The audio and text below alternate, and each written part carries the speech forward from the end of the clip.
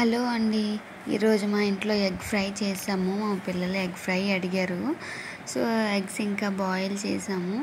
Boil చేసి ఇంకా దాన్ని పొట్టు తీసేస్తున్నాము.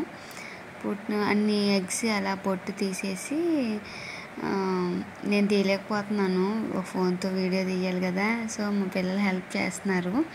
మా పిల్లలు ఎగ్స్ అన్నీ పొట్టు తీసేస్తున్నారు నైస్గా. అమ్మకి హెల్ప్ చేస్తున్నారు, మరి వాళ్ళు తినాలి కదా, వాళ్ళ కోసమే ఇంకా హెల్ప్ చేసుకుంటున్నారు. ఎగ్ ఫ్రై చాలా ఈజీగా ఉందండి, తిన్నాము, చాలా బాగా నచ్చింది. ఎగ్ ఫ్లేవర్ నచ్చిన వాళ్ళకి కూడా చాలా బాగా నచ్చుతుంది. అదిగోండి ఎగ్స్ 2 కట్ చేసేసాం, 2 ముక్కలుగా అలా ఆయిల్లో వేసాం. సింపుల్గా ఉంది, ఈజీగా అయిపోయింది 5 మినిట్స్లో. ఇంకా ఆయిల్లో అలా ఫ్రై చేసాం. కొంతమంది ఆయిల్లో పసుపు వేసి కూడా ఎగ్స్ ఫ్రై చేయొచ్చు. అలా కరకరలాడుతుందని చెప్పి మేము పసుపు వేయకుండా అలా వైట్ ఎగ్సే ఇంకా 2 పీసెస్లా కట్ చేసి ఫ్రై చేసాం. అందులోకే ఇంకా సాల్టు, కారం అవన్నీ చాలా బాగా వెళ్ళాయి. ఎగ్ నచ్చిన వాళ్ళకైతే ఈ టేస్ట్ సూపర్ అంటే సూపర్, చాలా బాగుంది.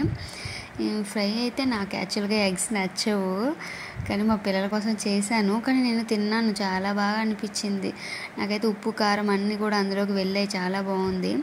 ఇంకా ఆయిల్లో ఎగ్స్ అలా ఫ్రై అవుతున్నాయి. అందులోనే ఇంకా ఎగ్స్లోనే పసుపు, కారము, ఉప్పు ఇంకా అన్నీ వేసుకున్నాము. ఇంకా అందులోనే ఫ్రై అవుతుంది. అదిగోండి కరివేపాకు జల్లుతున్నాను. అలా ఫ్రై అయిపోయిన తర్వాత ఒక బౌల్లో తీసేస్తున్నాను.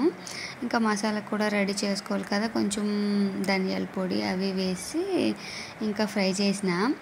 అందులోనే కొంచెం ఉల్లిపాయలు ఫ్రై చేసి ఇంకా వేపిన ఎగ్స్ని ఆ ఉల్లిపాయ ఫ్రై అయిపోయిన తర్వాత ఆ ఎగ్స్ వేసేసి కలిపేసా.